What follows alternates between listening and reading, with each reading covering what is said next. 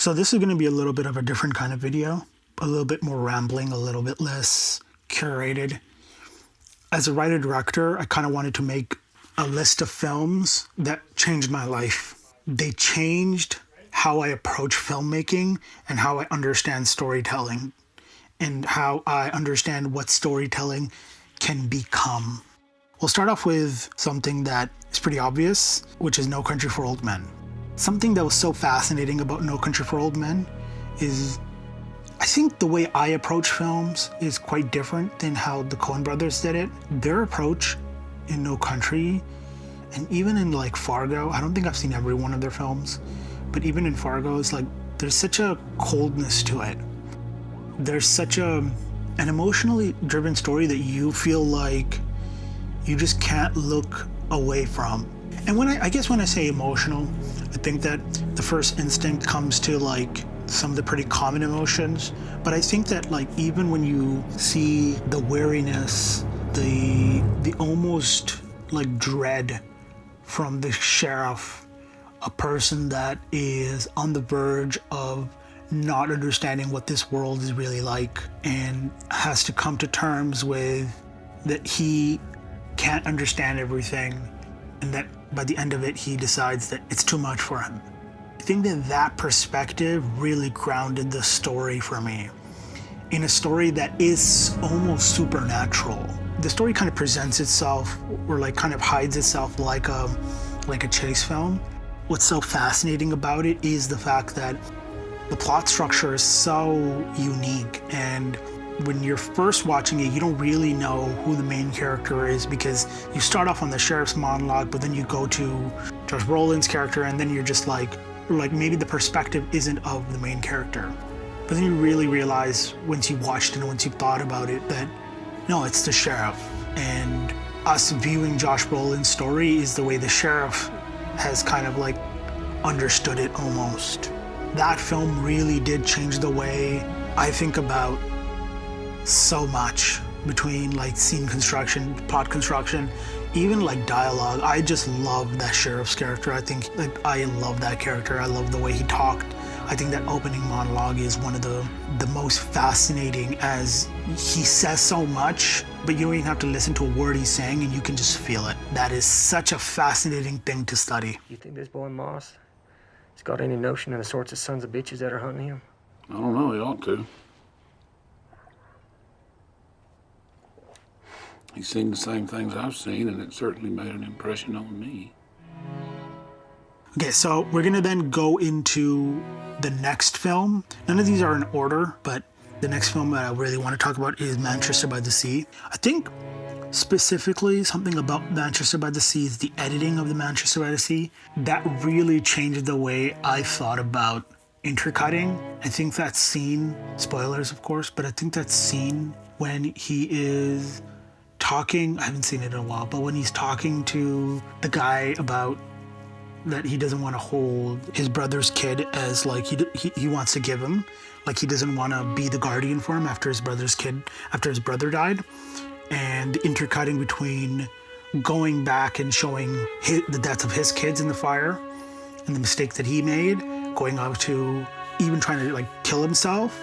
That was brilliant. I think that the film starts off and it presents the main character, Casey Affleck's character, as this like cold, withdrawn, like why is he not taking, you know what I mean, that his brother's kid, and the slow reveal onto why was just sheer brilliance. After watching that, you really realize the power of holding story elements and the power of editing. How do you build interest? How do you build intrigue? And what's the best time to reveal something? We're now gonna shift on to something a little different. This is like a two-parter, but mainly I want to talk about Akira.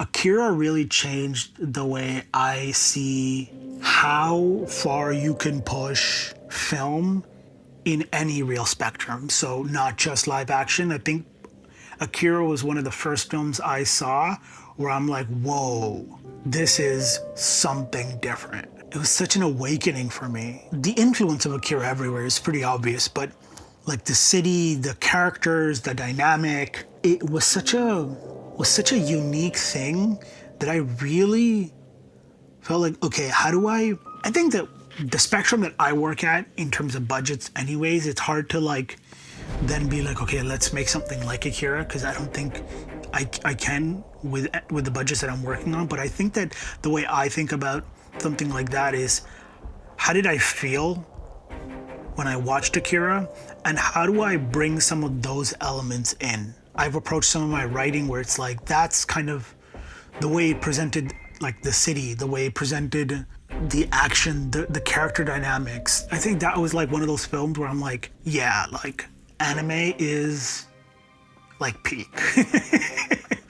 Growing up, you hear that cartoons are for like kids, and then you watch Akira and you'd be like, nope, like this is definitely not for kids. I think the second part to that, in my opinion, is The Wind Rises by Miyazaki. I think that that's also a film where I was blown away by the visuals. Something that's so fascinating about these two films is you watch it for a couple minutes and then you stop thinking that it's a cartoon. Those films really changed the way that I saw anime as a whole, I think. I want to then shift over to something a little bit older, films that I still get inspired by today, which is Tarkovsky's Stalker. And then the second part to that is Mirror. I think Stalker is probably what I'm going to be talking about for the most part. The way Tarkovsky manages his emotions inside the film, between the scenes, between the characters, is something so fascinating.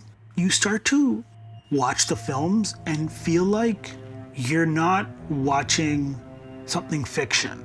You're watching like someone's dreams, like a collection of memories put together, something so like trance-like.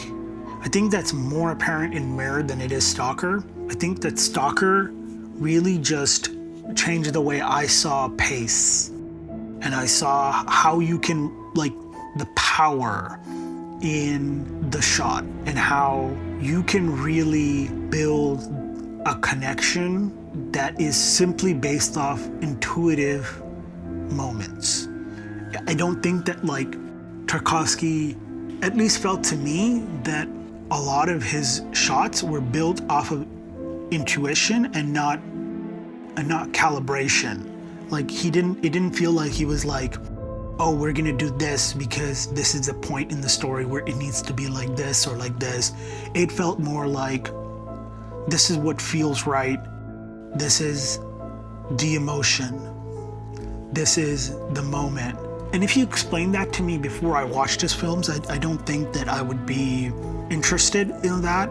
I think that once you see his films, you start to realize, whoa, like you can do a lot in the world of film.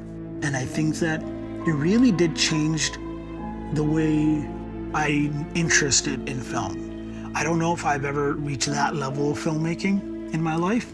I think with each film, the hope is I get closer and closer.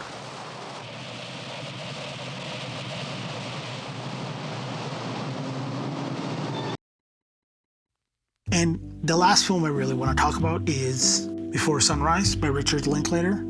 I think that that film is brilliant. I think that up until that point, I would always hear, show don't tell, like, you know what I mean? Like, don't do too much dialogue, whatever. Like, you would hear that all the time, especially when you're trying to like learn about screenwriting and learn about plot structures and all that stuff. But that entire film is just two people having a conversation, and that sounds boring, and it is absolutely not. That film did also spawn a lot of films that tried to do something similar.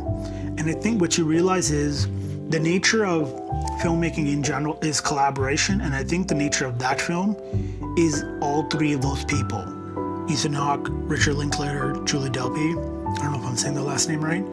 I know they aren't credited as the actors aren't credited as writers for Before Sunrise, but they are credited as writers for Before Sunset and Before Midnight. So I would be just really shocked if they weren't part of the process for Before Sunrise as well, and they just never got credited.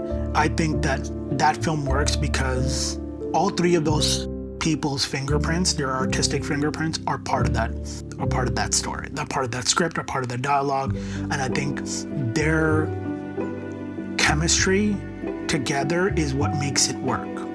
But I think that watching that film made you go, okay, like, film can really go anywhere.